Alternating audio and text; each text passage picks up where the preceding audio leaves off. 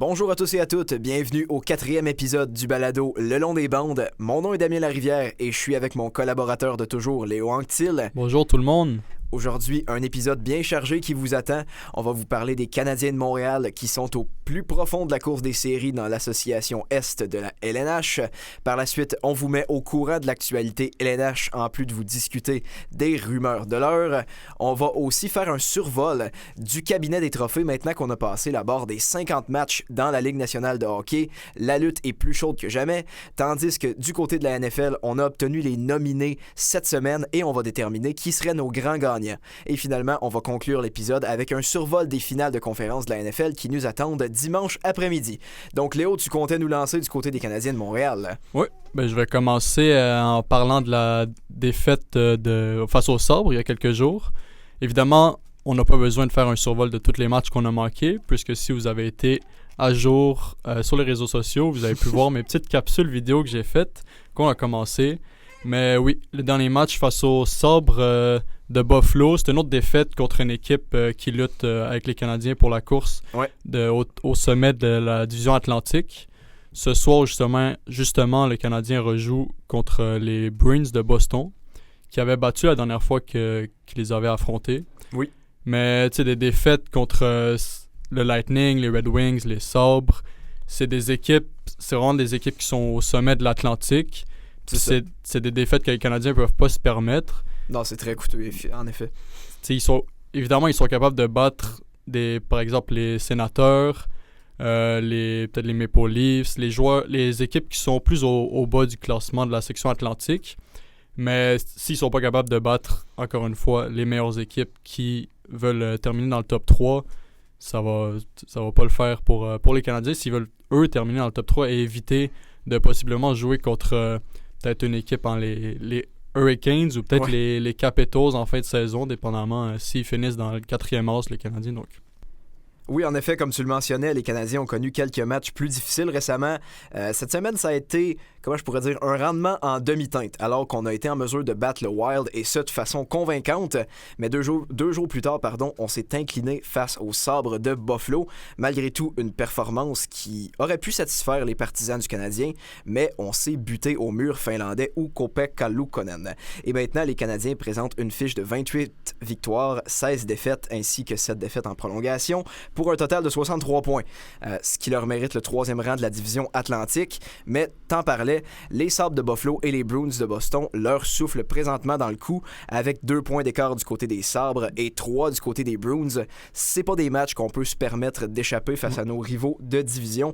Et ce soir, je m'attends à un match serré au vu de l'enjeu des séries qu'on a.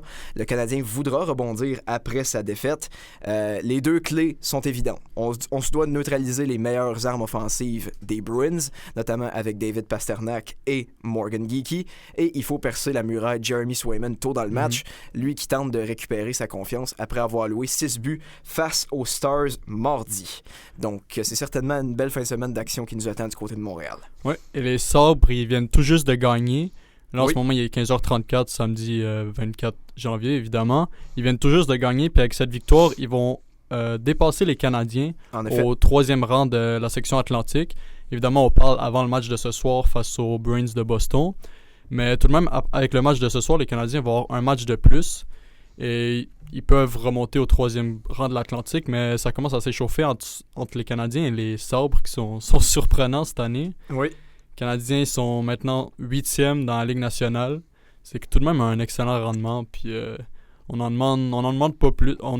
Pas qu'on en demande pas plus, mais ils jouent mieux que ce qu'on aurait pu espérer en début de saison. Mais une autre chose dont je voulais parler, c'est il va y avoir évidemment le retour des joueurs blessés en Patrik Laine, Alex Newhook qui va être en fin de saison. En effet. Patrik Laine, lui, selon ESPN, il est supposé revenir le 28 février. Évidemment, c'est peut-être pas la date exacte. Non, c'est suite à la pause des Olympiques à Milan, je pense. Dans ces eaux-là. Et Newhook, lui, c'était écrit 17 mars. Donc, si on parle de Patrik Laine et de Alex Newhook, quel joueur est-ce qu'il faudrait enlever dans l'alignement dans ce moment? Je vais te le citer, justement, l'alignement au dernier match. Oui. Le premier trio, donc c'était Cole Caulfield, Nick Suzuki et Kirby Dach. Oui. Le deuxième, c'était Juraj Slafkovský, Oliver Kapanen et Ivan Demidov. Le trio qu'on peut pas se permettre de briser. Non, ça, il faut pas y toucher. Le troisième, c'est Josh Anderson, Philippe Danault et Brendan Gallagher, pardon. Et le dernier, c'était Joe Veleno, Jake Evans ainsi que Zachary Bolduc. Donc, qui est-ce que tu enlèverais dans ces joueurs-là? Qui est-ce que tu pourrais te permettre d'enlever? Ben, tu le mentionnais, avec le premier trio, on a vu le retour de Kirby Dach cette semaine, qui a connu 2 rencontres mi-figue, mi-raisin, pour être franc, et on a dû exclure Samuel Blais de l'alignement pour permettre le retour de Kirby Dach. Avec le retour éventuel de Laine, j'ai l'impression qu'on va tenter de le mettre en vitrine du côté des Canadiens de Montréal pour qu'on puisse avoir une possibilité de l'échanger à la date limite des transactions. Malgré que l'échange n'ait pas une valeur extraordinaire pour les Canadiens, on souhaite se défaire de son cap hit très élevé de 8,7 millions. Ouais. Maintenant, pour faire de la place à ces joueurs-là, je crois que le bouc émissaire sera en premier Joe Veleno, qui, malgré une production solide dans son rôle de 4e trio, a connu plusieurs matchs difficiles avec les Canadiens de Montréal depuis son arrivée au cours de l'été, et je crois qu'on va tenter de donner une audition à Patrick Laine pour l'échanger éventuellement. De ton côté, qu'est-ce que tu en penses? Moi, je trouve ça intéressant. C'est sûr qu'il y a des joueurs comme Brendan Gallagher qui ne performent pas super bien en ce moment, oui. Mais des joueurs comme lui ou même Samuel Blais, on va peut-être en avoir de besoin oui. lors des séries éliminatoires. Je l'accorde. Donc, c'est peut-être des joueurs qui vont devoir être mis de côté pendant la saison régulière, peut-être en ce moment. Mais pour répondre à la question de Patrick Laine, en ce moment, je vois vraiment Joe Veleno être mis de côté pour ramener Patrick Laine qui n'avait pas un excellent début de saison. Il jouait... Non, honnêtement, son impact était presque neutre à 5 contre 5. On le voyait sporadiquement en avantage numérique. Et honnêtement, je vois pas comment on pourrait y faire une place sur la première unité, considérant que l'avantage numérique du Canadien s'est amélioré cette saison par rapport à l'an dernier. Il va falloir lui trouver une chaise si on souhaite le mettre en vitrine pour d'autres formations de la Ligue nationale de hockey, mais on a presque un surplus de talent à Montréal, et ça, tout le crédit retourne à Kent Hughes, mais il va falloir jongler avec les trios au fil des prochaines semaines. Oui, c'est ça la différence avec l'an passé. Pourquoi les Canadiens sont bons avec des joueurs blessés, c'est qu'ils ont plus de profondeur cette année. L'année passée, tu avais Kirby Dach, même Patrick Laine qui s'était blessé quelques matchs, et tu devais amener des joueurs qui n'avaient pas beaucoup d'expérience dans la Ligue nationale. Exactement. Joshua Roy, cette année, c'est vraiment différent, et c'est ça une des clés du succès des Canadiens. Mais... Puis... Oui, c'est ça. Désolé. Une autre chose dont je voulais parler du Canadien, la dernière chose, c'est la différence du rendement entre le noyau de l'équipe et les joueurs de bas de formation ou les joueurs vétérans. Comme là, j'ai pris des notes pour les points. Donc, le noyau, moi, j'ai inclus Suzuki, Hudson, Caulfield, Demidov, Slavkovski ainsi que Noah Dobson. Oui, c'est des membres incontestés du noyau. Oui. Suzuki, lui, cette année, 57 points. Hudson, 52. Caulfield, 50 points. Demidov en a 43 en tant que recrue, ça il faut le dire. Slavkovski, 40. Dobson, 31 points. Tandis que j'ai noté quelques autres joueurs qui sont... J'ai pas pris des notes sur des joueurs qui ont manqué beaucoup de matchs cette saison parce que c'est pas, c'est pas très égal de dire qu'ils ont pas beaucoup de points alors que... Ouais. Donc Gallagher, 15 points. Josh Anderson en a 17. Joe Veleno, lui, en a 4. Et même Zachary Bolduc, lui, en a 19. Oui. Puis ça, c'est un autre joueur dont on devrait peut-être parler pour renvoyer possiblement à Laval. Moi, j'aime assez bien ce qu'il fait, mais il est admissible au ballottage dans 5 matchs. Donc, s'ils veulent le renvoyer à Laval, il va falloir le faire avant 5 matchs. Ben, du côté de Zachary Bolduc, présentement, on le confine à un rôle de fond d'échiquier offensif qui n'est pas nécessairement son profil de base. On le connaît, c'est un joueur hargneux, fougueux, qui va aller se battre pour la rondelle dans les coins, mais est-ce que c'est un membre à long terme pour le top 6 du Canadien? J'en suis pas aussi certain, et on va devoir lui trouver une chaise au sein de la formation. Il avait très bien débuté la campagne actuelle, mais connaît des temps houleux récemment, et comme tu le dis, l'opportunité est idéale pour peut-être l'envoyer faire un petit tour à Laval pour qu'il puisse retrouver sa confiance et son niveau de jeu qu'on lui connaissait à Saint-Louis, parce que les dernières semaines furent assez difficiles pour Zachary Bolduc, et maintenant qu'on a 6 matchs à faire avant la pause olympique, dont des duels qui seront très ardus, notamment notamment face au Wild, à l'Avalanche et aux Golden Knights, eh bien, je crois que Zachary Bolduc pourrait bénéficier d'une petite dose de confiance supplémentaire à Laval. Et pour revenir à l'année, ce que je voulais dire m'est revenu en tête. Oui. Ce joueur-là, lorsqu'il était en avantage numérique l'an passé, ou même dans le premier match des séries les 2 premiers matchs des séries éliminatoires. Oui. Lorsqu'il était en avantage, je trouve que c'est comme un peu si le Canadien était en 4 contre 4 ou 4,5 contre 4. Ouais. Parce que c'est un joueur qui, je trouve qu'il n'utilise pas assez son corps. Il va pas assez chercher les rondelles dans le coin, tel un Zachary Bolduc, on le mentionnait. Il reste en place, mais au début de l'année passée, évidemment, ses tirs sur réception étaient inarrêtables, puis là, ça marchait.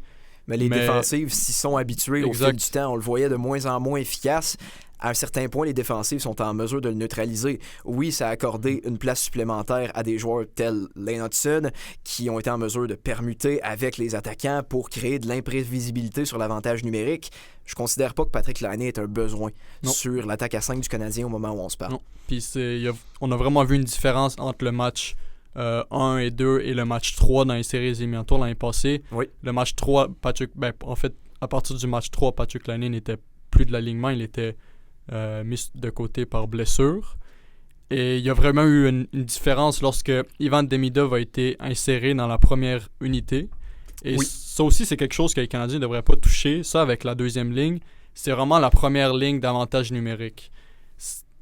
Des fois, il y a des petits changements, comme par exemple contre les Capitals, il y avait eu Noah Dobson qui avait pris la place de Lane Hutson sur la première ligne pour je ne sais pas quelle raison. Mais bref, le premier avantage marche assez bien. Oui. Et j'aime bien ce que je vois de cette unité-là. L'habileté de fabricant de jeu d'Ivan Demidov a été un catalyseur offensif pour le Canadien. On a enfin du succès en avantage numérique après des années à manger du pain noir sur cette unité-là. Et c'est un plaisir à regarder soir après soir. Je crois pas que ce sera une unité qu'on compte modifier à moyen terme. Donc, les Canadiens de Montréal, comme je le mentionnais, 6 matchs à faire avant la pause olympique, dont des duels très ardus au Minnesota. On va aussi croiser le fer avec les Golden Knights de Las Vegas et l'Avalanche du Colorado qui trône au sommet du classement de la Ligue nationale de hockey. Donc, des affrontements à ne pas rater. Et maintenant qu'on vous parle un peu de la LNH, beaucoup d'actualités cette semaine sur laquelle on se doit de vous mettre à jour. Celle qui a été en tête de liste toute la semaine, c'est l'échange de Rasmus Andersson aux Golden Knights de Las Vegas. Donc, je vous fais part de l'échange. Les Golden Knights qui font l'acquisition du défenseur suédois de 29 ans Rasmus Andersson en provenance de Calgary, qui reçoit en retour un choix de premier tour en 2027, un choix conditionnel de deuxième tour en 2027, le défenseur Zach Whitecloud et l'espoir Abram Weeb. Et avant de donner mon avis, je tiens à mentionner la condition sur le choix de deuxième tour. Il pourrait devenir un choix de premier tour en 2028 si les Golden Knights de Vegas remportent la Coupe Stanley dès cette année.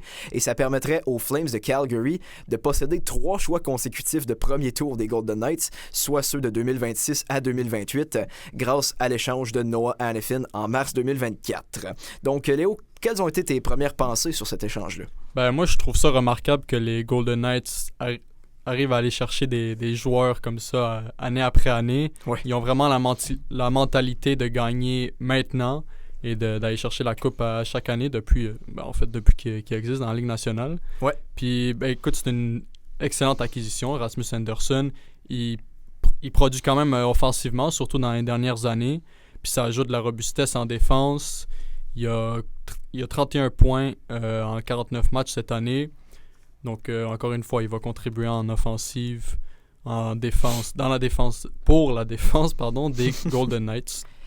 Et il a joué aux 4 nations, tu sais, c'est un des meilleurs défenseurs suédois de la Ligue nationale. Oui. Un des bons de la Ligue nationale.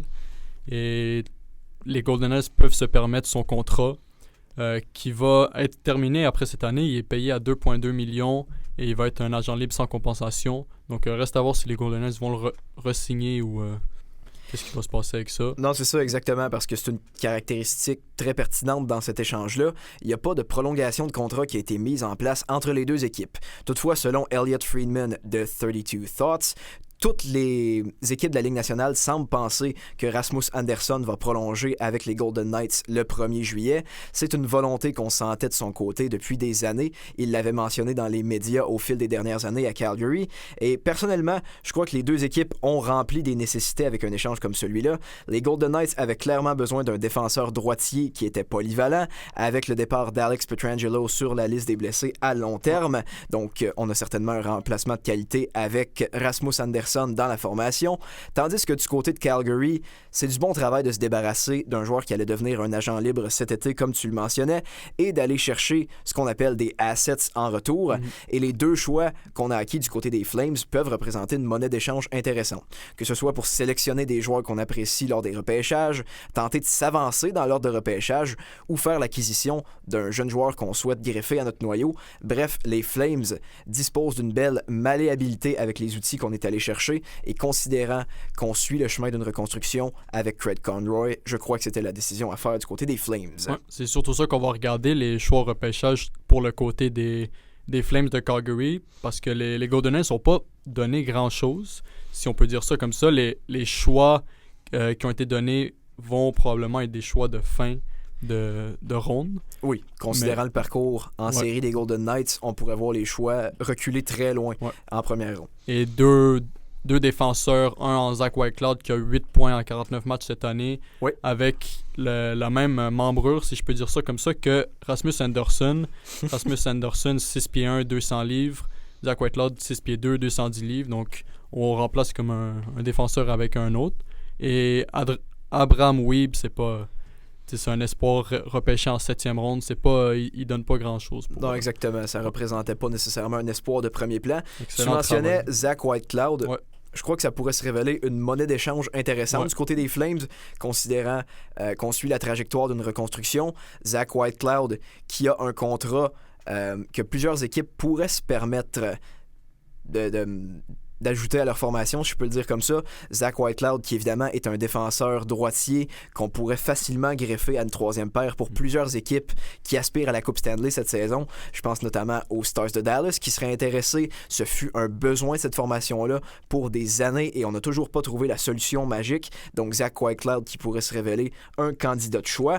Et une caractéristique qui était peu mentionnée de cet échange-là, mais que je trouve pertinente, c'est qu'avec le départ de Rasmus Andersson, il y a une place dans le top 4 des Flames qui demeure vacante et je crois que Zane Perek obtiendra une audition véritable. Évidemment, un espoir de premier plan avec des aptitudes offensives indéniables. Les Flames ont probablement lui donné une chance après lui avoir accordé des minutes très restreintes en début de saison et j'ai hâte de voir le potentiel offensif qu'il peut mettre en place au Saddle Dome. On l'a vu lors du Mondial Junior, Zane Perek, il a vraiment démontré son potentiel puis son talent offensif qui pourrait faire du bien aux Flames de Calgary. Oui, ce serait intéressant de leur donner une chance. Pour venir dynamiser leur attaque, parce qu'on ne dispose pas d'armes de premier plan, notamment Nazem Kadri est dans des rumeurs de transactions présentement.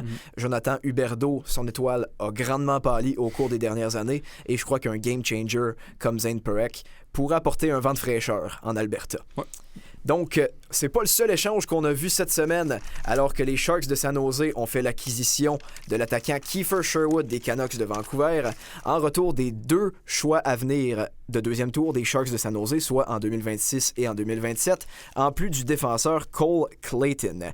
Et à mon avis, les Canucks de Vancouver ont fait un bon travail avec cet échange-là, considérant la reconstruction qui a récemment débuté après l'échange de Quinn Hughes au mois de décembre.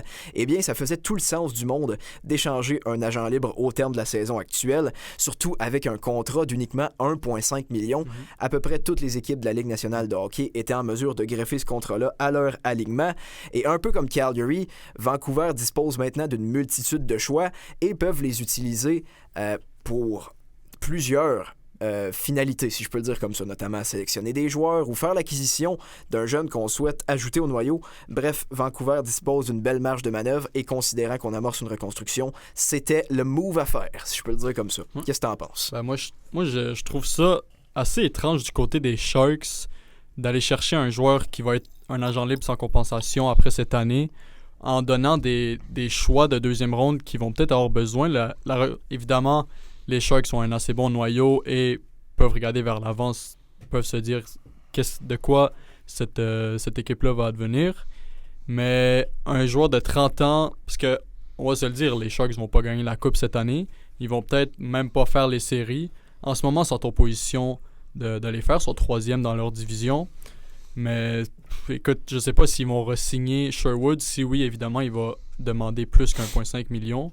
Oui. Et dépendamment du plafond salarial disponible, en ce moment, je crois qu'ils sont à 8 millions de plafond de cap space en fait. Mais ils n'ont pas donné, de gros espoirs et de choix de première ronde. Donc, Non, c'est un assez bon échange. Non, il demeure que Kiefer Sherwood est un contributeur de soutien. Ouais. Du côté de San Jose, c'est une addition intrigante à leur formation, comme tu le mentionnais, parce qu'il amène une saveur assez unique avec sa robustesse et sa touche de marqueur.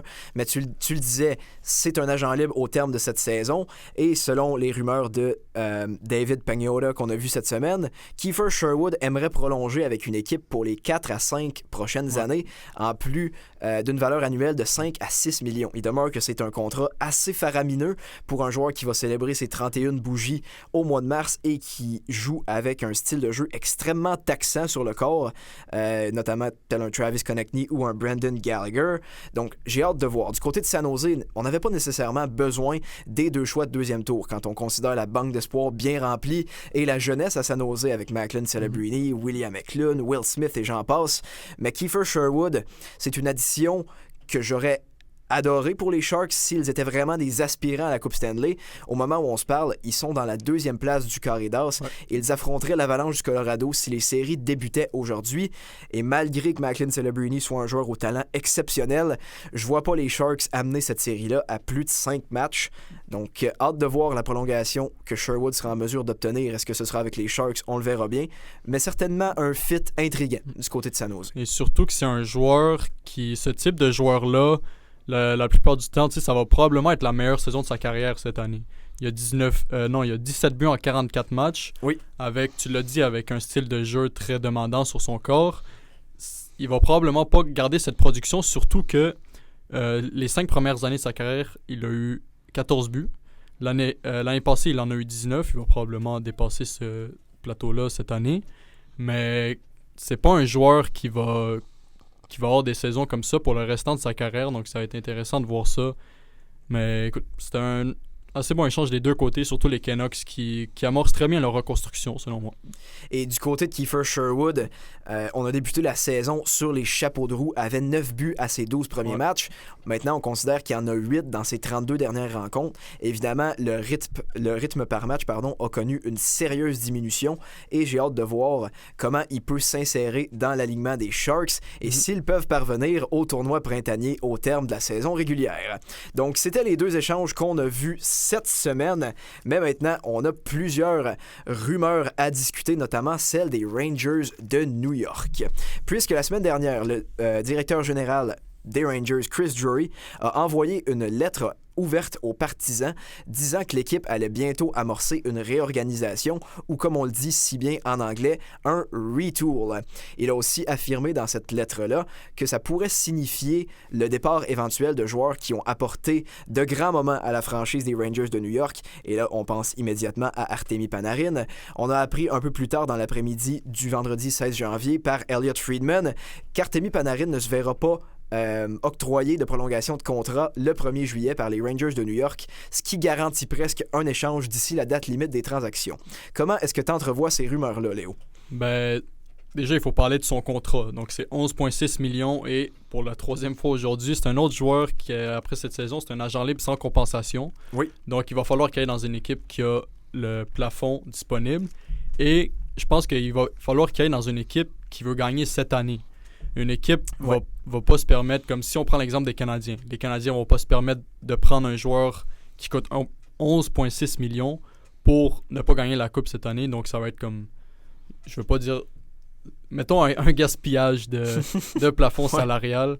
Donc, moi, on s'était dit aussi des équipes avec qui il pourrait aller. Oui, bon. Certainement.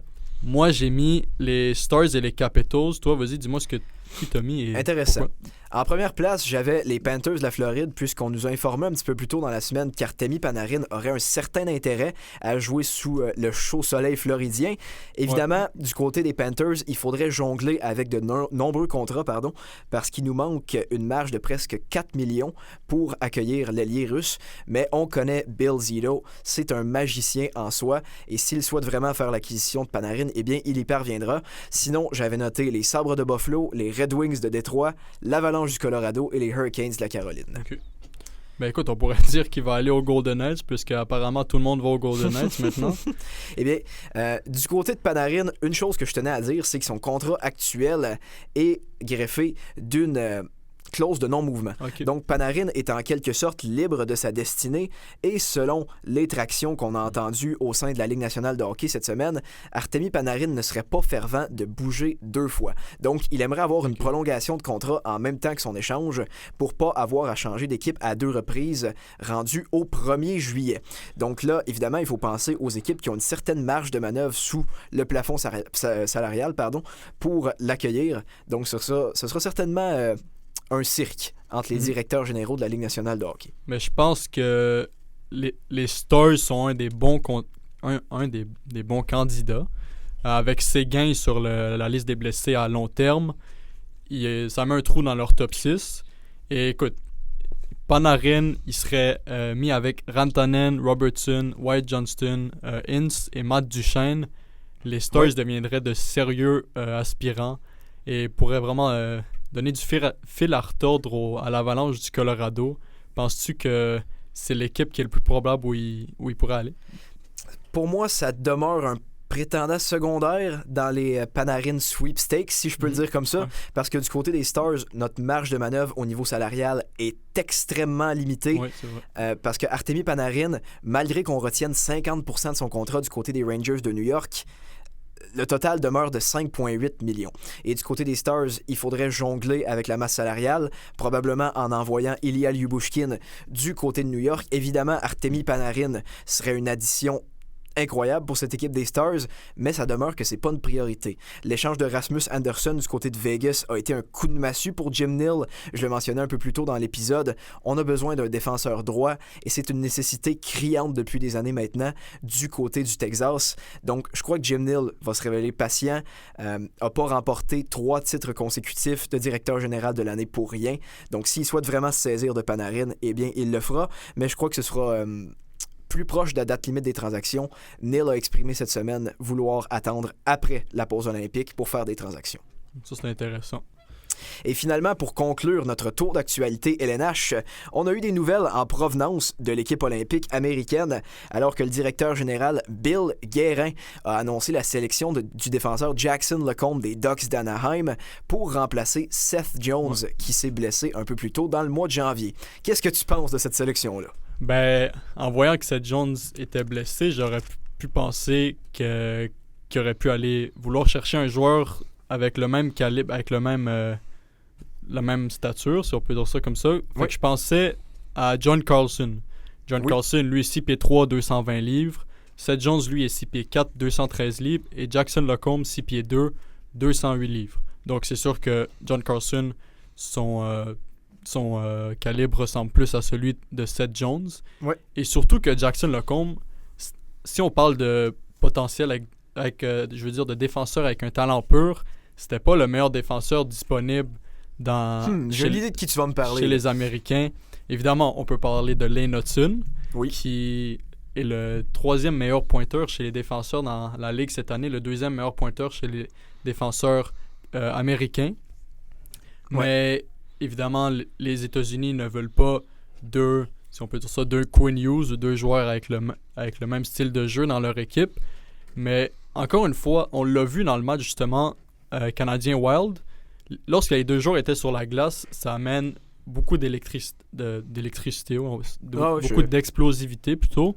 Certainement. Et pourquoi est-ce qu'une équipe voudrait pas ça? Pourquoi est-ce que tu penses que Lane Hutson n'a pas été choisi? Pourquoi est-ce qu'il ne voudrait pas avoir 2 joueurs de ce style-là? Ben, de mon côté, je comprends l'argument qui stipule que Quinn Hughes et Lane Hutson ont un profil de joueur extrêmement similaire. Et malgré la production de Lane Hutson, comment je pourrais dire, du côté des Américains, on a déjà plusieurs profils hyper offensifs, notamment en Quinn Hughes, Zach Werenski aussi. On pourrait ajouter Jake Sanderson à cette catégorie-là. Donc, je comprends de pas tourner notre défense uniquement vers l'offensive. La facette de la décision qui me tricote, par contre, c'est le fait que Guérin et compagnie ont opté pour un profil qui est vraiment opposé à Seth Jones, à mon avis. Je m'attendais à un défenseur droitier qui est un colosse, qui est efficace sur 200 pieds, notamment à la lutte devant le filet, et qui est excellent en pression en zone neutre. Mais on a opté pour l'opposé absolu, soit un défenseur gauche reconnu pour ses aptitudes offensives. Si c'est véritablement le profil qu'on souhaitait, pourquoi est-ce qu'on n'y est pas allé avec Lane Hudson? Tu mentionnais John Carlson, défenseur à une stature de 6 pieds 3. Malgré qu'il soit un petit peu tourné vers l'offensive, ça aurait été un remplacement plus sensé pour Seth Jones, à mon avis. Sinon, on aurait pu y aller avec Adam Fox, qui présentement est blessé, mais qui est un joueur reconnu pour son positionnement très intelligent et ses jeux défensifs brillants. Déjà un Norris derrière la cravate. Donc, j'ai pas compris la décision d'y aller avec Jackson Lecombe, malgré que je crois pas que Lane Hudson était l'option toute tracée initialement. Et c'est pas la première décision controversée qu'il fait. Évidemment, si on passe en attaque, JT Miller et Vincent Trocheck, selon moi, n'ont pas leur place sur cette équipe-là. Intéressant. Les deux sont 21 et 22e dans la ligue pour les pointeurs américains en attaque, effectivement. Oui. Laissez de côté un Jason Robertson qui peut pas être un joueur plus complet. 30 buts, 30 passes, 60 points, que ça parle de soi-même. Oui. Et un buteur né en Cole Caulfield. Je comprends pas la décision qu'il a faite. Donc, reste à voir. Il voulait aller plus, évidemment, sur l'aspect physique. Oui. Mais on va voir si ça porte ses fruits en attaque. Pour faire du pouce sur ce que tu mentionnais, avec la performance que JT Miller a connue au mois de février l'an dernier lors de la confrontation des 4 nations, je m'attendais à ce qu'on l'invite plutôt à Milan pour le tournoi olympique. Malgré que la saison, de son côté, fut assez difficile à New York. En effet, Vincent Trocheck, c'est une décision qui me semble pas nécessairement absurde, mais de laisser côté Jason Robertson, quel en est vraiment le besoin. Le gars fait partie du club des 30 buts aux côtés de Nathan McKinnon et Connor McDavid. C'est le meilleur pointeur américain aussi, il faut le dire. C'est ça. Et en plus, c'est pas comme si c'était un joueur de petite stature. Là. Grosse charpente à 6 pieds 3, a grandement amélioré son jeu défensif au cours des dernières années. Vraiment, je ne comprends pas ce que Jason Robertson pouvait faire de plus pour que Bill Guérin lui accorde sa bénédiction. Et du côté de Jason Robertson, quelques semaines de repos qui lui permettront de rebondir en Lyon une fois de plus, parce qu'on l'avait laissé de côté à la confrontation des 4 nations aussi, à voir jusqu'où il peut amener les Stars de Dallas. Donc bref, c'est ce qui vient compléter notre tour d'actualité de la Ligue nationale de hockey. Et maintenant, on se lance dans notre observation du cabinet des trophées. Puisque du côté de la Ligue nationale de hockey, on a passé le cap des 50 matchs pour la grande majorité des équipes. Et à ce point-ci, la lutte est plus chaude que jamais. Donc, observons trophée par trophée qui pourraient être les candidats élus au mois d'avril à titre de champions respectifs des catégories. Donc, on comptait commencer avec le trophée Hart. Ouais. Et je t'écoute, de ton côté, qui est-ce que tu as en tête de liste? Ben, il y a 2 candidats qui sont évidemment les 2 candidats de tête. Nathan McKinnon et Connor McDavid. Je pense que c'est aussi ce qui est dans ta tête aussi. Ouais. Je pense que en ce moment, je donnerais le bénéfice du doute à Nathan McKinnon, qui est le meilleur pointeur en égalité, en fait, avec Connor McDavid. Les deux ont 85 points. Mais puisque Nathan McKinnon est avec la meilleure équipe de la Ligue, ça prouve que l'Avalanche sont quand même en tête de la Ligue de 9 points, 9 points d'écart avec la deuxième équipe. Exactement. Donc, Nathan McKinnon, c'est le meilleur joueur de la meilleure équipe de la Ligue. Puis il n'a pas connu de moments plus faibles cette saison comme l'a connu Connor McDavid, qui a ralenti un petit peu. Mais là, évidemment, il est de retour dans ce qu'il fait normalement. Non, je suis Vas-y. Je suis 100% d'accord avec toi. De mon côté, j'irais avec Nathan McKinnon, qui hier a pris la tête des marqueurs de la Ligue nationale de hockey, compte maintenant 87 points, dont 38 buts. Donc, il est en voie d'en marquer 64. Et tu le mentionnais, c'est le meilleur joueur d'une équipe qui est en voie de réécrire l'histoire. Pourrait battre le record de points de la saison régulière 22-23 que les Bruins de Boston avaient été en mesure d'établir.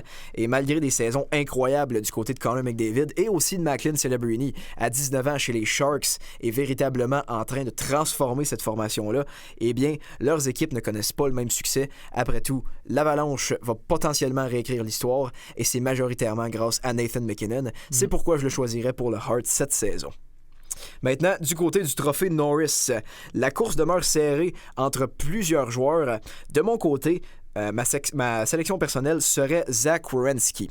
Parce que sur une mesure de 82 matchs, Werenski sera en mesure de battre Cale Makar au niveau des points, dont 34 buts s'il maintient la cadence actuelle.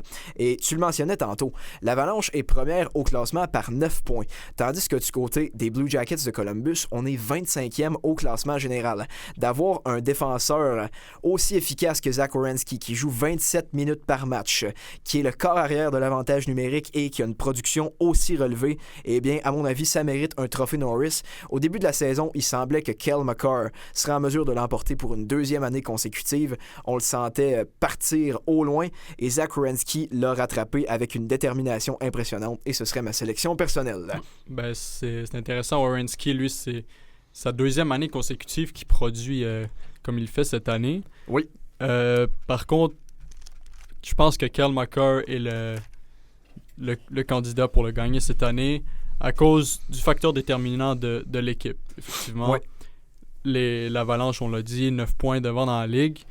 C'est le meilleur défenseur de la Ligue nationale.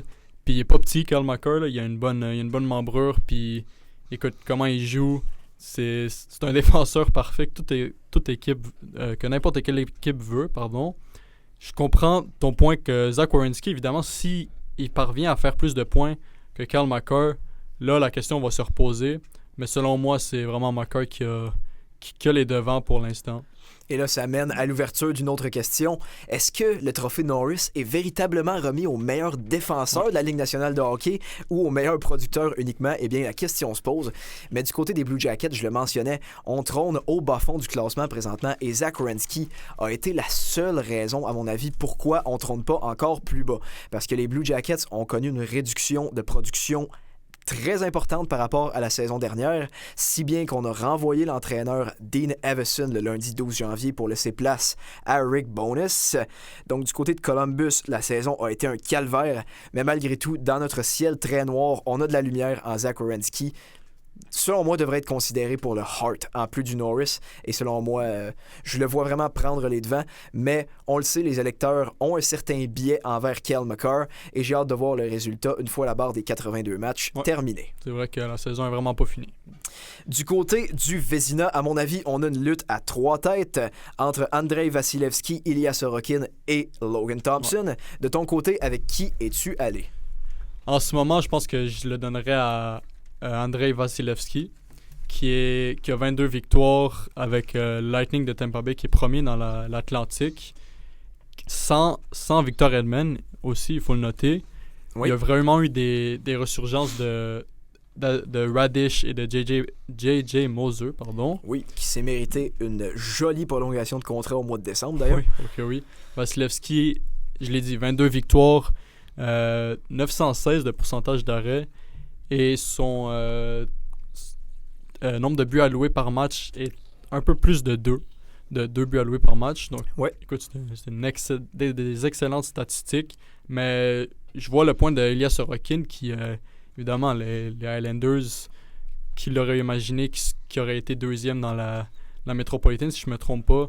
En ce moment, c'est comme excellente année. Et c'est en partie grâce à Ilya Sorokin. Évidemment, il y a Matthew Schaefer aussi, mais sans Ilya Sorokin, il ne serait pas ici. Non. Partages-tu la même opinion que moi? Personnellement, j'y suis allé avec un choix impopulaire, peut-être en Ilya Sorokin, justement. Parce que si on jette un coup d'œil aux statistiques avancées, Ilya Sorokin est le gardien qui fait face au plus grand volume de chances à haut danger avec 206 au moment où je te parle. Et il y a un pourcentage d'efficacité de 914, malgré que la défensive des Islanders laisse plusieurs partisans sur leur faim, et Ilya Sorokin les a maintenus en vie. C'est pourquoi ils sont au plus profond de la course aux séries, d'ailleurs, dans la division métropolitaine. Bref, il fut clairement la pierre angulaire de ce joueur-là après 50 matchs cette saison. Patrick Roy et lui ont véritablement transformé cette formation-là en plus de l'arrivée de Matthew Schaefer.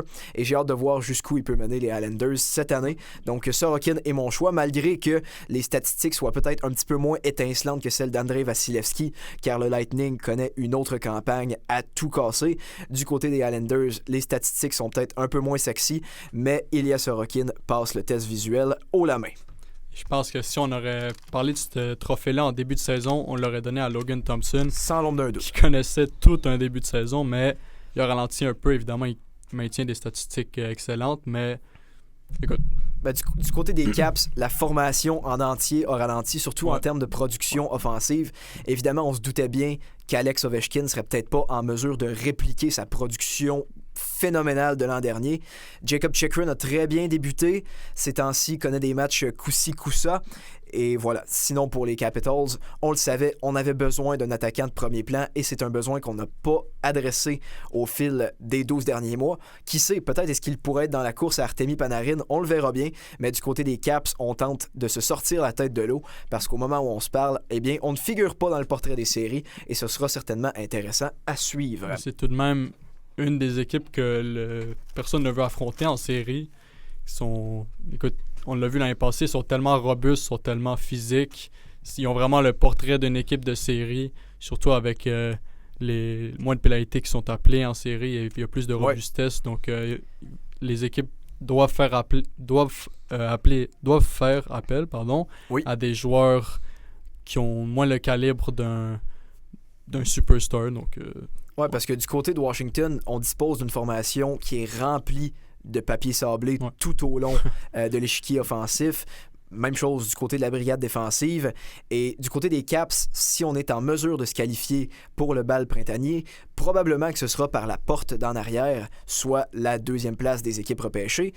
Et dans une série face au Lightning de Tampa Bay, eh bien, je les considérais pas nécessairement comme vaincus. Je parle ici des Caps, notamment grâce à leur papier sablé et leur hargne pour la victoire. Tu le mentionnais, les pénalités en série qui sont moins courantes. Donc, j'ai hâte de voir où est-ce qu'on peut aller du côté des Caps, mais l'ajout d'un Artemi Panarin serait certainement payante du côté des Caps. Mais encore une fois, ça serait... Moi, ça m'étonnerait qu'il y ait aux Capitals en raison qu'ils sont dans la même division que les Rangers. Donc, ça je te l'accorde. Ça serait bizarre de donner un joueur à un rival direct en les Capitals de Washington. Ouais, je partage ton opinion à ce sujet-là. Maintenant, on va passer au trophée Calder. Et malgré que la course se soit resserrée entre Matthew Schaefer et ses poursuivants, je considère tout de même que le défenseur des Islanders a une sérieuse marge de manœuvre à titre de favori. C'est le plus jeune défenseur de l'histoire de la Ligue nationale de hockey à avoir atteint le plateau des 25 points. Maintenant, il en compte 34, dont 13 buts, et il joue plus de 24 minutes par match. Il a tout simplement transformé la formation des Islanders de New York. Ça va être la pierre angulaire, le joueur de franchise de leur futur, j'oserais même affirmer ça, après une cinquantaine de matchs. Son patinage saute aux yeux et ça lui permet d'être un défenseur complet. Parce que parfois, il va tenter des jeux risqués à l'offensive, mais sa mobilité va lui permettre de revenir en défensive en un claquement de doigts et de stopper l'attaque adverse. C'est vraiment un joueur qui a transformé sa formation. Et malgré qu'Ivan Demidov et Beckett Seneca connaissent des campagnes recrues exceptionnelles, Matthew Schaefer est favori et, à mon avis, de très loin. Ouais, je partage la même opinion que toi, surtout que Matthew Schaefer a 18 ans. Exactement. Il a notre âge. Là. Donc, c'est exceptionnel de jouer à ce niveau-là. Puis, en parlant de l'âge, on parle de Beckett Senecki, lui a 19 ans, Demidov a 20 ans. La Ligue est entre très bonnes mains pour le futur. Mais Matthew Schaefer, oui, il a vraiment une grande avance en ce moment. S'il ralentit, je pense que ça va être Ivan Demidov qui va prendre l'avance pour ce trophée-là. Mais pour l'instant, c'est vraiment Matthew Schaefer qui... c'était une année qui était supposée être une année comme de transition pour les Highlanders. En effet. Mais lui, il a mis son point sur la table et il a dit que ça allait pas arriver. 34 points, écoute, en tant que défenseur, c'est surtout ça le facteur déterminant. On l'a vu l'année passée avec Lane Hudson. C'est vraiment lui qui a une grande longueur d'avance en ce moment-là. Parce qu'en début de saison, je le voyais bien s'intégrer dans cette brigade défensive-là des Islanders qui honnêtement, en avait besoin, mais je m'attendais pas à un impact aussi considérable du côté de Matthew Schaefer. C'est devenu leur défenseur numéro 1 en une dizaine de matchs. Comme je le disais, il dispute près de 24 minutes par soir. Le quart arrière de l'avantage numérique. En prolongation, marque des buts très clutch, comme on le dit si bien. Donc vraiment, c'est un joueur de franchise qui est tombé entre les mains des Islanders à la loterie au mois de mai dernier. Et donc, je voulais te demander une question. Oui. En ce moment, c'est Oliver Kapanen qui mène les recrues en tant que compteur. Oui. Selon toi, qui est-ce qui va finir la saison avec le plus de buts? Je peux te dire la liste si tu veux. Oliver Kapanen, 16 buts. Beckett Seneka en a 15. Honnêtement, je vais te couper tout de suite. Je crois que mon choix serait celui de Beckett Seneka. Okay. Du côté des Ducks, on lui concède de plus en plus de responsabilités match après match et à 19 ans, il s'en saisit très bien. Lors du repêchage de 2024, on considérait sa sélection comme une surprise, mais environ 18 mois plus tard, on a la vision de Pat Verbeek. C'est un joueur très polyvalent qu'on a en Beckett Seneka qui peut créer de l'offensive de multiples façons et je crois qu'il va connaître une très solide deuxième moitié de saison et finir au sommet des marqueurs. Est-ce que tu partages mon opinion? Ben, écoute, si Oliver Kapanen continue à marquer comme il fait, je te l'accorde. Il va demeurer premier, mais avec les blessés qui vont revenir dans l'uniforme des Canadiens, puis possiblement les changements au sein de l'alignement, il va probablement sa production va probablement ralentir et Beckett Seneka va probablement reprendre les devants, lui qui est sur la première ligne des Ducks d'Anaheim en ce moment. Exactement. Il demeure que la lutte entre les deux va être extrêmement serrée. Et du côté des Canadiens, on n'avait aucune attente envers Oliver Kapanen. Ouais. Plusieurs ne croyaient pas qu'il ferait partie de la formation. Du côté des Canadiens, le premier match était le 8 octobre et non le 7. Bref, Oliver Kapanen a prouvé à peu près tous les partisans à tort et on a hâte de voir sa progression à titre de centre de deuxième trio s'il demeure en poste. Finalement, pour conclure notre check-up du cabinet des trophées de la Ligue nationale de hockey, on a le trophée Selke. Et selon moi, c'est une sélection assez évidente. J'imagine que tu partages mon opinion. Ouais. Je t'écoute là-dessus. Ben écoute, c'est évidemment Nick Suzuki en ce moment. Eh oui. Il a, on l'a dit tantôt, 57 points en 51 matchs. Il joue sur le premier des avantages du Canadien de Montréal. Les autres candidats possibles, ça aurait pu être peut-être un Anthony Cirelli ou même un Nico Hischier, mais Nick Suzuki avec sa production qu'il a en ce moment, il n'y a pas de doute, c'est vraiment lui qui va probablement le gagner, là, on va se le dire, mais en ce moment, c'est vraiment lui. Ah, c'est ça. À mon avis, Nick Suzuki est la sélection assez évidente. Il mène plusieurs catégories de statistiques défensives au sein de la Ligue nationale de hockey et il passe aussi le test visuel. Ouais. On le voit réaliser de magnifiques jeux défensifs, notamment avec des interceptions de rondelles, son positionnement très intelligent. Et si certains électeurs étaient toujours pas convaincus de son jeu sur 200 pieds, eh bien, il dispose aussi d'une superbe production offensive avec 57 points en 51 matchs, le meneur chez les Canadiens au moment où on se parle. Et je crois que cette fois-ci, les électeurs ne pourront pas lui tourner le dos, considérant la blessure à long terme d'Alexander Barkov et Sam Reinhart qui n'a pas été en mesure de maintenir le même rythme que l'an dernier. Nick Suzuki est en tête de liste et ça par une certaine marge de manœuvre. Donc, c'est ce qui vient conclure la partie Ligue nationale de hockey de notre cabinet des trophées. Mais maintenant, on se tourne vers la Ligue nationale de football. Alors qu'un petit peu plus tôt dans la semaine, on a reçu les nominés pour chacun des honneurs qui seront présentés au terme de la présente campagne. De notre côté, on en a élu 7 dont on souhaitait vous parler. On vous donne notre sélection et on vous explique pourquoi.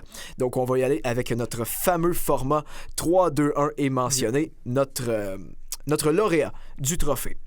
Donc, on va débuter avec le MVP, le Most Valuable Player, évidemment le joueur par excellence du circuit Goodell.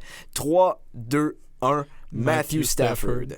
Ouais. Donc, je te laisse aller là-dessus. Ben, c'est le capitaine de la meilleure offensive de la Ligue nationale de football. 4700 verges par la voie des airs, 46 passes de toucher et seulement 8 interceptions. Ouais. L'autre candidat aurait pu être Drake May, évidemment, qui s'est révélé au grand jour cette année. Drake May. Exact, son fameux surnom. Mais juste en regardant les statistiques, lui a près de 4400 verges, 31 touchés et 8 interceptions aussi. Mais Matthew Stafford qui qui était en voie plutôt cette saison pour le meilleur ratio touché-interception. Je suis pas sûr s'il l'a eu. Mais bref, juste avec les statistiques, c'est vraiment... Non, c'est ça. C'est lui qui est en tête de liste. Là. Mes arguments sont extrêmement similaires aux tiens. Matthew Stafford est le meneur en verges et en touché avec 4707 et 46 passes de toucher. Il y a un meilleur ratio de toucher-interception que Drake May, 46-8 contre 31-8. Il demeure que la marge entre les deux est assez considérable. Il a aussi connu un calendrier un petit peu plus ardu que celui de Drake May. Ça a été... comment je pourrais dire, un élément qu'on a grandement mentionné au fil des dernières semaines, les Patriots de la Nouvelle-Angleterre qui n'avaient pas le calendrier le plus complexe de la Ligue nationale de football. Mais du côté de Matthew Stafford, on a aussi battu un record, soit 28 passes de toucher consécutives sans concéder d'interception. C'est un record dans l'histoire de la NFL. Stafford a aussi été sélectionné sur la première team All-Pro de la Ligue nationale de football. Bref, toutes les accolades et ce d'accomplir tout ça à 37 ans, je crois que c'est le choix indéniable du côté de la NFL. Malgré que Drake May en a impressionné plus d'un à sa deuxième saison, je crois qu'on doit concéder ce trophée-là à Matthew Stafford. Par la suite, on a le Offensive Player of the Year, remis au joueur offensif de l'année. 3, 2, 1... Jackson Smith Njigba.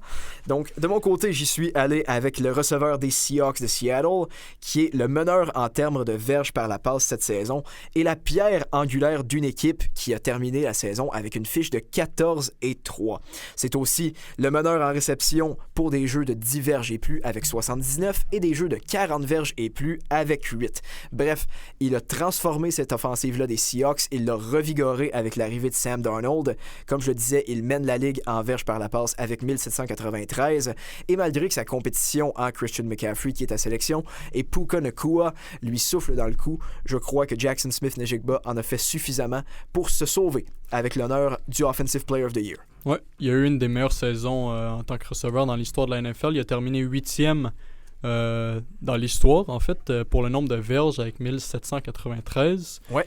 Je crois que s'il aurait battu le record, s'il l'avait plutôt battu le record de Megatron, Calvin Johnson, merci. Je le surnomme toujours de même. Je pense que l'honneur lui aurait été le sien. Mais avec Christian McCaffrey, lui, 1200 verges par la course, 900 verges par la passe. Ouais. Il a presque eu l'exploit d'être le premier de l'histoire à avoir 1000 verges dans les deux, par la voie des airs et par la voie du sol, de l'histoire de la Ligue nationale. Il a tout de même amené son équipe à avoir 12 victoires, 5 défaites. L'équipe qui a eu beaucoup de blessés. Ouais. C'est Brock Purdy, le carrière, a manqué quelques matchs. George Kittle a manqué quelques matchs. Lui est blessé pour le reste de la saison. Ben, en fait, la saison est finie, mais il a été blessé lors de la première ronde des séries avec une blessure au tendon d'Achille. Et Ricky Pearsall, lui aussi, a manqué des matchs. Bref, on va pas parler de la défense, c'est encore plus atroce. Christian McCaffrey a vraiment mené son équipe en tant que troisième dans la Ligue, dans la NFC West, qui est la meilleure division de la Ligue nationale. Et il est nominé pour le meilleur joueur, le joueur le plus utile à son équipe dans la Ligue nationale, donc le MVP, ce qui est remarquable, et est premier pour les touchés. Si ce n'est pas un corps arrière, premier pour les toucher dans la Ligue nationale. C'est des statistiques exceptionnelles qui lui valent le joueur offensif de l'année selon moi. Qu'en penses-tu? Ben, écoute, je considère que c'est le compétiteur le plus féroce à Jackson Smith Njigba, normalement parce que c'est le meneur de toutes verges confondues dans la Ligue nationale de football, et ce, par une certaine marge de manœuvre. Donc, j'ai hâte de voir si Christian McCaffrey va se sauver avec cet honneur-là. Comme tu le mentionnais, il est aussi éligible au MVP. Donc, ce sera certainement une course féroce entre les deux, surtout que McCaffrey a été le pilier d'une formation qui a été décimée par les blessures. Mais je crois que les accolades du côté de Jackson Smith Njigba, à quel point il est le meneur d'une multitude de catégories dans la NFL cette saison, il sera le choix final des électeurs, mais la course risque d'être serrée. Maintenant, on se tourne de l'autre côté du ballon avec le Defensive Player of the Year, remis au joueur défensif par excellence cette saison. Et cette fois-ci, je crois qu'on n'aura pas de débat. Non. On va le faire pour l'honneur. 3, 2, 1. Myles Garrett, je t'écoute. Ben, il n'y a aucun doute, Myles Garrett a battu le record des sacs pour un joueur dans l'histoire de la Ligue nationale, avec 23. Exact. Il a mené la 5e meilleure défense de la Ligue nationale en les Browns de Cleveland qui n'ont pas mal rien sauf lui et son compatriote Carson Schwarzenegger. Yes. Bref, je l'ai pas bien... Carson Schwarzenegger. Je l'ai pas bien dit, mais Damien l'a bien dit. Donc, il a mené cette défense-là. Il est vraiment explosif, il est très rapide. Son accélération est folle. Oui. C'est un des meilleurs à le faire de l'histoire. De la NFL. Puis écoute, je vais te laisser compléter sur ce que j'ai dit. Non, c'est ça. Tu le mentionnais, les statistiques sautent aux yeux, notamment avec le record de sacs, mais ça a aussi été le meneur de la NFL en termes de tacles pour perte avec 33. Souvent, on le doit lui apposer une double équipe, si ce n'est pas une triple équipe pour le couvrir, vu ses aptitudes du côté de la défensive. Et justement, les Browns ont fait un travail miraculeux de ce côté-là du ballon, malgré une fiche assez en deçà des attentes, avec 5 et 12 au final. Myles Garrett a toujours été le pilier de cette équipe-là depuis son arrivée et cette formation a besoin de lui chaque soir. Il a réécrit l'histoire cette saison. C'est pas compliqué. Et c'est pourquoi il se mérite le trophée du joueur par excellence du côté de la défensive. Maintenant, on va faire un petit peu la même chose, mais du côté des recrues. Donc, le Offensive Rookie of the Year remis aux joueurs recrues par excellence à l'offensive. 3, 2, 1... Tetairoa McMillan. Ouais. Parfait. Donc, on a le même joueur, Tetairoa McMillan, le receveur des Panthers de la Caroline. Et personnellement, je crois que cette course-là était beaucoup plus serrée que celle des autres honneurs qu'on a mentionnés auparavant, outre le Offensive Player of the Year entre Smith-Njigba et McCaffrey, parce que Tetairoa McMillan a été le joueur le plus constant de ce groupe-là. On a vu Jackson Dart et Emeka Egbuka prendre les devants au début de la saison. On croyait que ce serait une guerre entre ces deux joueurs-là. Du côté de Jackson Dart, qui a été blessé pour la majorité de la saison, tandis qu'Emeka Egbuka a beaucoup ralenti, notamment aux côtés de Baker Mayfield, qui a connu une saison en deçà des attentes. Tetairoa McMillan a été le receveur d'une équipe le receveur numéro 1, d'une équipe qui s'est faufilée dans le portrait éliminatoire par la porte d'en arrière, a fracassé la barre des 1000 verges et a tout simplement été le plus constant, a apporté le plus à sa formation et c'est pourquoi j'ai opté pour McMillan pour le joueur offensif recru cette année. C'est des records en tant que recrue dans l'histoire des Panthers de la Caroline. C'est statistique, donc plus de 1000 verges, 7 touchés. Tu le mentionnais, Emeka Egbuka, lui qui avait un excellent début de saison, mais qui a ralenti un peu et qui a finalement perdu ce trophée-là que McMillan est allé chercher en fin de saison en se qualifiant pour les séries. Oui. Même avec une fiche en dessous de 500. Bref, c'est à lui que revient cet honneur-là. Mais il y a plusieurs joueurs qui ont fait du bruit en fin de saison. On a vu le porteur de ballon des Patriots de la Nouvelle-Angleterre, Trevion Henderson, émerger en fin de campagne. Mais encore une fois, son émergence était peut-être un petit peu trop tardive pour qu'on puisse le considérer en vue de cet honneur-là. Et la même chose peut être dite du côté de Tyler Shough, le corps arrière des Saints de la Nouvelle-Orléans, a été très solide et a solidifié cette formation-là qui honnêtement semblait se diriger tout droit vers le dernier rang de la NFL. Finalement, les Saints ont conclu la campagne avec 6 victoires et c'est majoritairement dû au travail de Tyler Shough. Malgré tout, une émergence un peu tardive et c'est Tetairoa McMillan qui se sauverait avec cet honneur-là. Du côté du Defensive Rookie of the Year remis aux joueurs par excellence du côté des recrues, du côté défensif du ballon, 3, 2, 1, Carson Schwarzenegger. Je suis surpris qu'on ait opté pour le même joueur. Je t'écoute. Ouais, on l'a mentionné tantôt. Oui. Schwarzenegger, lui, il a joué comme un vétéran cette année. Ouais. 156 plaqués, ce qui est 6e dans la Ligue nationale. Écoute, faire ces statistiques-là pour sa première carrière, pour sa première année en carrière, ouais, j'ai vraiment hâte de voir ce qu'il va faire dans sa carrière, lui. Mais 2.5 sacs, 2 interceptions. On l'a dit tantôt, il aide Myles Garrett avec une défense qui est top 5 dans la Ligue nationale. Il y a eu toute une saison. Oui. Évidemment, il y a d'autres candidats comme Nick Emmanwori, mais il a manqué quelques matchs, ce qui lui a coûté des plaqués ou des statistiques et des matchs surtout. Donc, honnêtement, j'étais certain que tu allais opter pour Nick Emanwari, mais après tout, les statistiques parlent d'elles-mêmes pour Carson Schwessinger. Je vais en ajouter à certaines que tu as déjà mentionnées. On parle d'11 tacles pour perte, 2 interceptions. Il a aussi été un membre clé d'une défensive qui a conclu la saison 4e au niveau des points alloués par match. Bref, Carson Schwessinger s'est immédiatement établi comme un membre très important de la défensive des Browns. Et maintenant qu'on observera un changement d'entraîneur au cours de la saison morte, j'ai hâte de voir comment on peut rebondir du côté de Cleveland, si on est capable de régler les problèmes d'offensive dysfonctionnelle, si on peut peut-être parler d'une présence en série. Maintenant, l'entraîneur de l'année, à qui est-ce qu'on remet ça? 3, 2, 1, Mike Vrabel. Donc, pour l'instant, on demeure assez unanime sur nos sélections.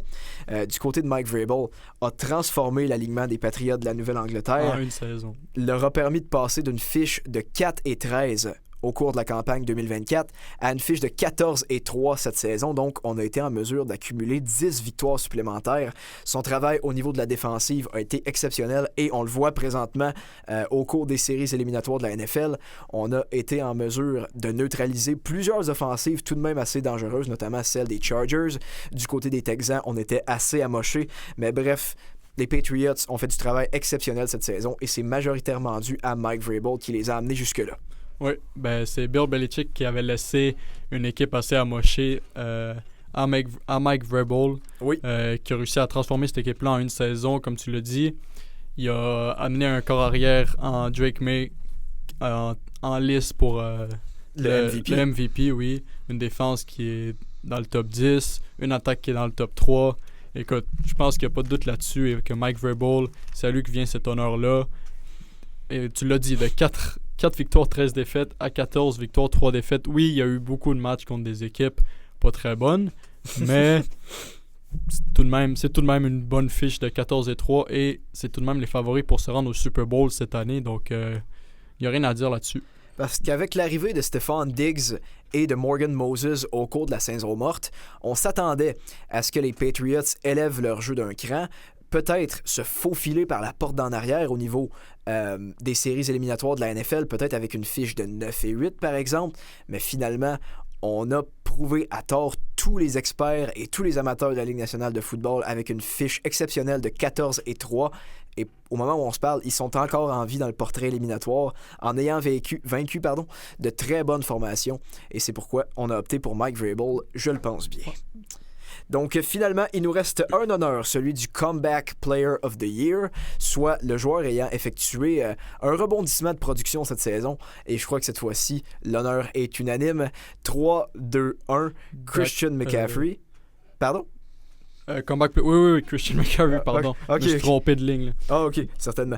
Eh bien, Christian McCaffrey, on en a parlé un petit peu plus tôt au sein du même segment, le meneur cette saison par les verges confondues dans la Ligue nationale de football.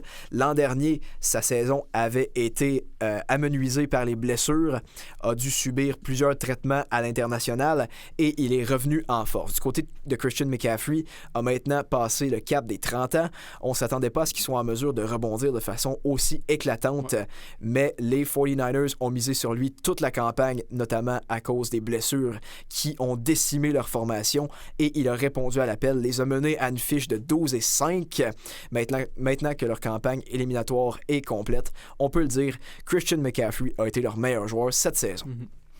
Ben oui, écoute, t'as tout dit ce qu'il fallait dire. Moi, je vais aller avec celui qui était selon moi en deuxième place et qui était plus proche qu'on peut penser dans la course, c'est Dak Prescott. Oui. Qui a manqué la moitié de l'année passée, dans laquelle ils ont fini 7-10. Ouais, on se rappelle les performances désastreuses de Cooper Rush. Ouais. Et cette année, il y a eu de l'aide évidemment de George Pickens. Et il a fini avec 4500 verges et un ratio de 30 touchés, 10 interceptions. Plus de 400 passes complétées, ce qui est au premier rang de la Ligue nationale. Et je pense que s'il y avait une meilleure défense, les Cowboys auraient peut-être pu faire les séries parce que c'est quand même la deuxième attaque de la NFL si on parle des verges. Oui. Donc, écoute, il n'a pas été chanceux cette année, mais oui, l'honneur revient à Christian McCaffrey qui a vraiment eu un regain de vie. Puis il est quand même nominé dans 3 catégories cette année. Donc, Ouais. Ben, honnêtement, comme tu le mentionnais, j'aurais aimé voir les Cowboys se munir de plus d'armes du côté défensif du ballon parce que leur offensive était électrique cette saison. L'arrivée de George Pickens a transformé cette attaque-là, a donné une option secondaire à Dak Prescott tout au long de la saison, en plus de CeeDee Lamb. Et Javonte Williams a aussi connu une réémergence après quelques saisons plus houleuse du côté de Denver. Donc, j'aurais aimé voir les Cowboys tenter de se munir d'armes supplémentaires à la défensive, mais Jerry Jones et ses décisions sont de maintes fois controversées et en voilà une de plus. Donc, c'est ce qui vient conclure notre observation du cabinet des trophées pour le circuit Goodell, soit la Ligue nationale de football. Et on reste du côté du foot parce qu'on a 2 gros duels qui nous attendent demain, soit les finales de conférence de la Ligue nationale de football. On va débuter avec le duel entre les Patriots et les Broncos. Qui est-ce que tu vois l'emporter, Léo? Ben, moi, je pense que le cas est assez clair. Après la blessure de Bo Nix, les Patriots vont l'emporter, selon moi, et se rendre au Super Bowl. Écoute, ils ont joué, on l'a dit plusieurs fois, ils ont joué contre des mauvaises formations telles les Giants, les Dolphins, les Saints, les Titans, les Browns. Oui. Bref, plein de mauvaises équipes. Je pense que c'est l'équipe avec le strength of schedule le plus facile, de la Ligue nationale. Et ils sont bons contre des équipes qui sont menées par de mauvais corps arrière. Et je dis pas que Jarrett Stidham est mauvais, mais c'est pas Bo Nix. Donc les Patriots qui ont, on l'a dit tantôt, une attaque qui est top 3, une défense qui est top 10, avec Drake May, un candidat au MVP. Ça va être une victoire, mais je crois pas qu'elle va être si facile qu'on le pense, puisque c'est quand même à Denver, où c'est très dur de jouer. Match sur la route. Oui, un match sur la route. Et Sean Payton, lui, lorsqu'il était coach des Saints, a eu une fiche de 17 victoires, 5 défaites, lorsque des corps arrière backup, des corps arrière de seconde main ont pris la relève, la commande de l'attaque. Donc, écoute, on va pas compter on va pas mettre les Broncos de côté, pardon. Qu'est-ce que tu en penses? Ben, la storyline, évidemment, est celle du remplacement de Jarrett Stidham. L'incertitude qui plane au-dessus de Denver avec la blessure à long terme de Bo Nix, qui ne sera pas en mesure de disputer d'autres rencontres cette saison. Et Jarrett Stidham a 4 départs officiellement dans la Ligue nationale de football. Donc, on se doit de réduire nos attentes envers lui. Du côté des Broncos de Denver, si on veut remporter ce match-là, on va avoir besoin d'une performance très solide de notre défensive. On va devoir compter notamment sur Nick Bonito, sur Patrick Surtain. Évidemment, c'est des joueurs dont on aura besoin tout au long de la rencontre pour neutraliser l'offensive des Pats. Mais évidemment, on a un candidat au MVP en Drake May et plusieurs receveurs qui ont émergé cette saison, en plus de Stephon Diggs. On a aussi vu Austin Hooper, Hunter Henry, pardon. Donc, c'est toutes des armes sur lesquelles Drake May va miser ce week-end. Et du côté des Pats, je crois qu'on va être en mesure de réduire l'offensive des Broncos à quelques points.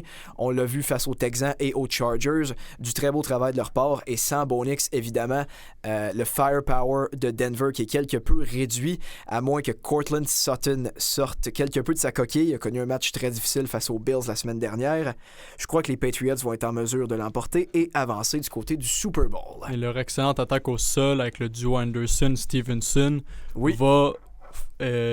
pas seulement l'attaque au sol, mais l'attaque va forcer Denver sûrement à déployer leur attaque avec Jarrett Stidham qui n'a pas lancé dans un match professionnel de la Ligue nationale depuis plus de 2 ans. Ouais. Lui qui est dans la Ligue nationale depuis 6 ans, il jouait à Auburn avant. Exact. Donc ça va être dur pour les Broncos, mais écoute, tout peut arriver, mais je pense vraiment que les Patriots vont prendre le devant là-dessus. Non, c'est ça. Tu mentionnais le jeu au sol. Du côté de Denver, ça a représenté une faiblesse tout au long de la saison. Et la semaine dernière, RJ/Harvey a été très peu productif. Évidemment, on est sans J.K. Dobbins du côté des Broncos, donc on doit placer une grande majorité de nos espoirs en la recrue RJ Harvey. Et je crois que la défensive des Patriots s'y attend. On va forcer les Broncos à jouer par la voie des airs. On va imposer des lancers à Jared Stidham et peut-être forcer des revirements. Ça a représenté une force des Patriots tout au long de la saison et je crois qu'on va continuer sur ce rythme-là dans cette finale de conférence. Je vois les Patriots avancer.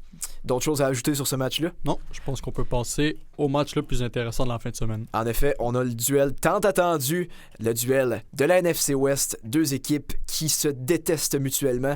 Les Seahawks de Seattle 14-3 et les Rams de Los Angeles 12-5. Qui est-ce que tu vois l'emporter, mon cher Léo?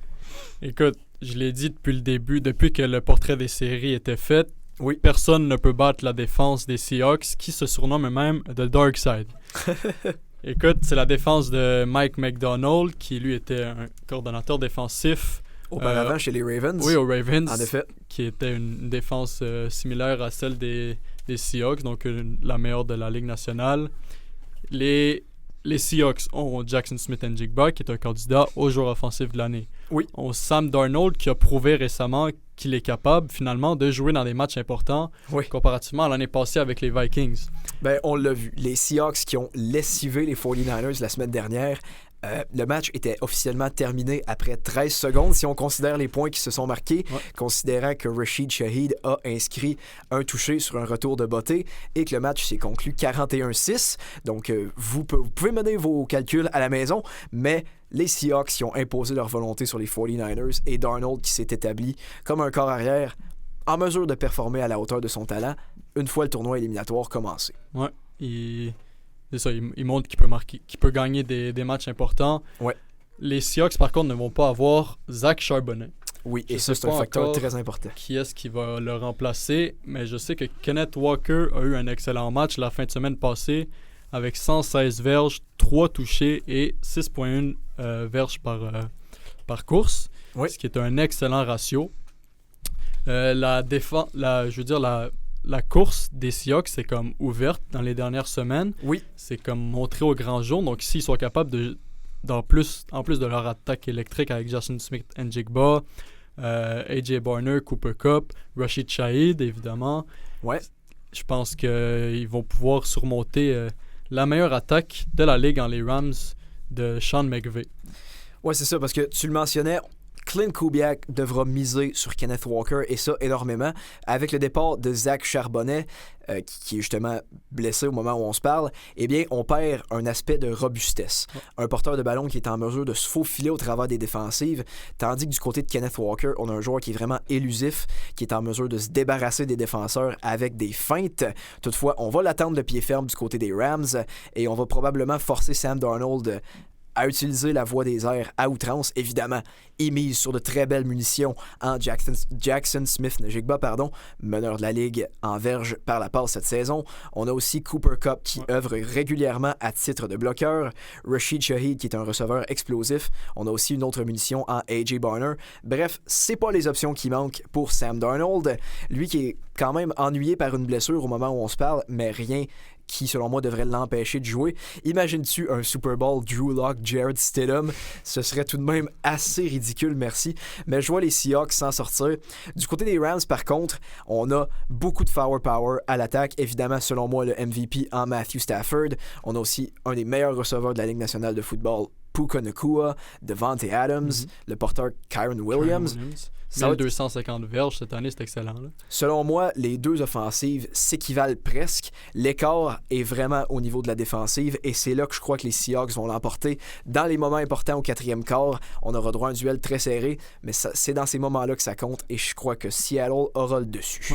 Pour revenir aux joueurs qu'on surnomme K9, donc Kenneth Walker, il y a d'excellents bloqueurs devant lui, donc il a évidemment Robbie Hoots, le fullback. Qui, à titre de recrue, fait un excellent travail. Oui, il est vraiment sous-remarqué, si on peut dire ça comme ça. Ouais. Il y a effectivement, également Elijah Arroyo qui fait son retour cette semaine, donc ça va amener encore une fois de la robustesse, un ailier rapproché. AJ Barner, lui aussi, qui est un autre ailier rapproché. Cooper Kupp, tu l'as dit tantôt, il peut bloquer. Et il y a une excellente ligne offensive devant lui mené par Grace Able cette saison. Sauf peut-être Anthony Bradford qui fait pas le meilleur travail qu'il peut. Donc oui, Grace Able, plusieurs joueurs qui ont été repêchés par John Schneider qui a vraiment fait un bon travail dans les dernières années. Ouais. Grace Able, Abraham Lucas, Charles Cross, même Rashid Shaheed cette année qui est allé chercher. Écoute, même Jackson Smith-Njigba, Kenneth Walker justement, Zach Charbonnet, un joueur qui a été blessé la plupart de l'année, Torrey Horton, que j'ai hâte de voir ce qu'il va faire dans les prochaines années. Il avait eu un bon début de saison. Et si on parle de la défense, c'est Devin Witherspoon, Nick Emmanwori, Byron Murphy et même Kobe Bryant. Donc, écoute... Il y a plusieurs de ces joueurs-là qui ont élevé leur jeu d'un cran. Sinon, on a des piliers en Leonard Williams et l'ajout de Marcus Lawrence a été clé à cette formation-là. Donc, je crois vraiment que la défensive des Seahawks va leur permettre de remporter ce match-là et d'accéder au Super Bowl pour nous donner un petit rematch des années 2010 entre les Seahawks et les Pats. Est-ce qu'on saura réécrire l'histoire du côté de Seattle? Admettons qu'on devait faire une petite prédiction parce que les deux, on partage le même Super Bowl. Qui l'emporterait entre les Pats et les Seahawks? Je crois vraiment que les Seahawks, personne ne peut battre cette défense-là, comme je l'ai dit. Les Seahawks ont vraiment la meilleure équipe de la Ligue nationale en ce moment. Tellement d'atouts en attaque, tellement d'atouts en défense. Et des fans hors du commun. ça aussi, c'est un autre aspect du match qui va être joué demain entre les Rams et les Seahawks. C'est dans l'environnement le plus dur à jouer dans la Ligue, je pense. C'est un stade très hostile. Ouais. Donc oui, je pense que les Seahawks l'emporteraient aux mains des Patriots en finale. Qu'en penses-tu? Est-ce qu'ils vont le courir le ballon s'ils sont à la ligne de 2? Honnêtement, je partage ton opinion. Je crois que les Seahawks seraient en mesure de l'emporter face aux Pats. On a une formation qui est un petit peu plus complète. La ligne offensive des Patriots pourrait bénéficier d'ajouts au cours de la saison morte. Et je crois que du côté des Seahawks, la défensive serait en mesure d'harceler Drake May tout au long de la soirée, sans dire que le match serait à sens unique. Je crois que les Seahawks seraient en mesure de l'emporter par une certaine marge de manœuvre. Et tu parlais un petit peu plus tôt du travail de John Schneider. Quelle volte-face au fil des 12 derniers mois. Au mois de mars, on a échangé DK Metcalf, Geno Smith. On s'est débarrassé de Tyler Lockett. La plupart des partisans s'attendaient à ce que cette équipe-là croule au bas fond des classements, surtout après la signature de Sam Darnold. Plusieurs étaient incertains de son rendement après ses performances en deçà des attentes au Minnesota lors des séries l'an dernier. Mais cette équipe-là continue de nous impressionner semaine après semaine. On n'a pas perdu depuis le mois de novembre du côté de Seattle et on a revigoré cette offensive-là avec des bloqueurs comme Cooper Kupp et Sam Darnold était la solution dont on avait besoin depuis le départ de Russell Wilson. Donc je crois vraiment que les Seahawks sont en bonne position pour le futur. Oui, parce que tous les joueurs que j'ai nommés tantôt, c'est tous des joueurs très jeunes qui ont été repêchés dans les 2-3 dernières années. Ouais. Donc écoute, le futur... est très prometteur. Oui, est entre de bonnes mains. Les partisans des Seahawks vont avoir du pain sous la dent. Je ne sais pas si c'est ça l'expression, mais... Ouais, de quoi à se mettre sous la dent, certainement. Que ce soit du pain ou peu importe la nourriture, on va avoir un bon show au fil des prochaines années à Seattle. Exact. Donc, dans les commentaires, n'hésitez pas à nous faire savoir qui vous croyez qui va emporter ces duels-là cette semaine dans la Ligue nationale de football. On veut vous entendre, vos prédictions pour le Super Bowl. Bref, n'hésitez pas. C'est ce qui viendra mettre fin à ce 4e épisode du balado Le Long des Bandes. On vous remercie d'avoir été des nôtres cet après-midi. Mon nom est Damien Larivière et, comme d'habitude, aux côtés de mon collaborateur Léo Anctil. Merci d'avoir été des nôtres et on se dit à la prochaine. Au revoir.